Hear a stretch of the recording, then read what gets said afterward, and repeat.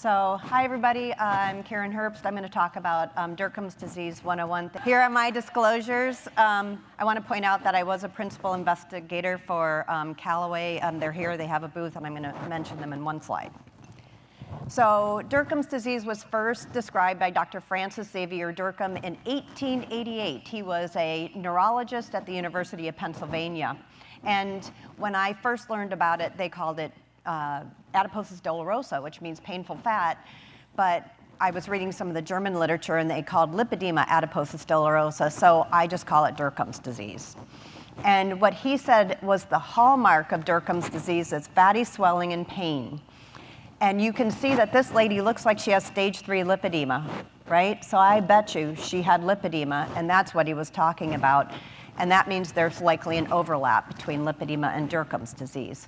But in my experience, I see a lot of people who have larger lipomas, and these are painful.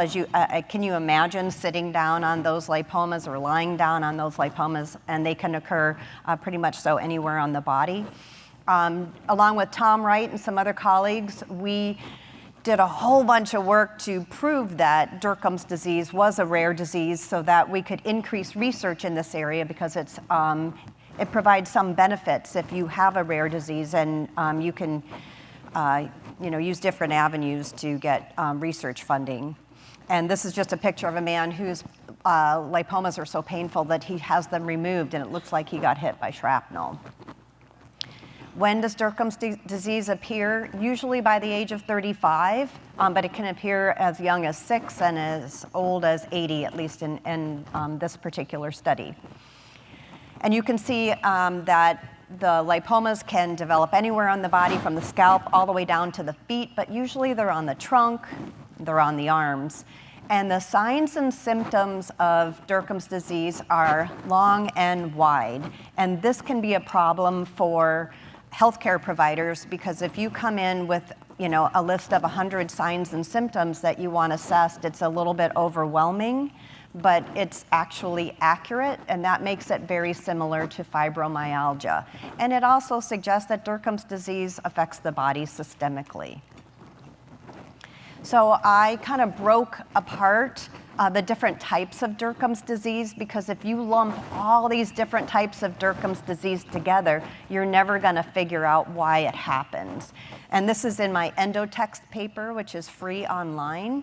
And I just want to point out a few things. For example, women with lipedema who develop obesity can develop lumps in their tissue that are very painful, but if they lose the non-lipedema tissue, then you're just left with the lipedema. Also, people who have familial multiple lipomatosis have non-painful lipomas, but if you develop an inflammatory condition like obesity, you can go on to develop painful lipomas or Dercum's disease.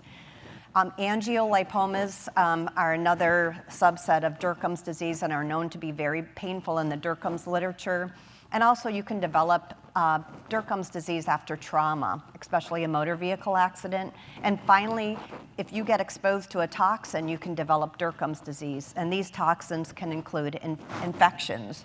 And I, with a couple of my colleagues, published a paper showing that women with coccidioidomycosis, histoplasmosis, and Lyme disease developed Dercum's disease after the infection. So the infection was likely associated with the development of Dercum's disease. And you'll hear more about how COVID also can precede the development of Dercum's disease.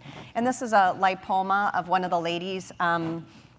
You can see it's very well circumscribed. It's very obvious. And on the right, you can see bizarre collagen. So it is likely a connective tissue disease as well. And here are lipomas that I've removed from research subjects. And you can see at the very base where the arrow is pointing, there's a tail of connective tissue. So these lipomas are growing attached to connective tissue. And on the very right, it's coming out as a string of lipomas all connected by some sort of connective tissue. And this is a woman who has angiolipomatosis type of Dercum's disease. And you can see that there's some bizarre blood vessels that are enlarged. There's too many of them, and the body doesn't like them, and it's filling in those areas with fibrosis. And the pain with angiolipomatosis can be so severe that people used heating pads, and their skin actually changes color. It's called toasted skin. This is a close-up of an angiolipoma vessel, and you can see the arrow is pointing to like a white empty space. That's a clot. And it has killed off the blood vessel next to it with the eosinophil in it. And you can also find dead fat cells in these angiolipomas. So if you have angiolipomas all over your body, you have dead tissue all over your body as well. No wonder it's painful.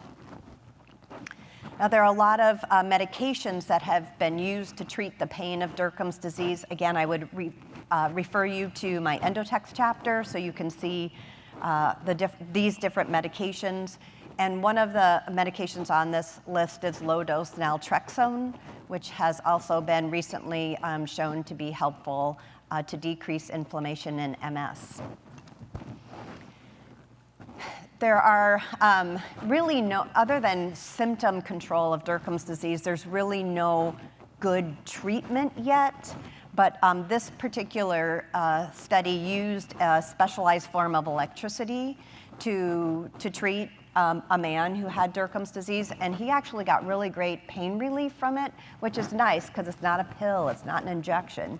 I talked to the company a number of years ago. They were not interested in Dercum's disease at the time because they had too many other things to do, but I think it would be great to revisit this. I did a research study with a company called Raziel in Israel. This is quite a long time ago, and so did Tom Wright. And I don't know exactly what's happening with this study. They were not able to show a significant reduction in the size of lipomas compared to the controls because they both had detergent, and detergent disrupts fat. But they got a 71% decrease in pain. And the research subjects in the study liked that. You can go to the Callaway booth. They are here. They have a first-in-class small molecule injection lipolysis drug. And I was involved in their first study on Dercum's disease. And what was amazing with this injectable is some of the lipomas completely disappeared, which is incredible. There was a large percentage of individuals who had greater than 50% reduction in the size of the lipoma, and pain significantly decreased by 4.7, almost 5 points. And you know, some other medications, if we say we can get just 1 point decrease in pain, that's like great. It takes the edge off. But a 5-point decrease in pain is pretty significant. And they are planning their second study, so if you're interested in participating, definitely visit their booth. And that's all I have.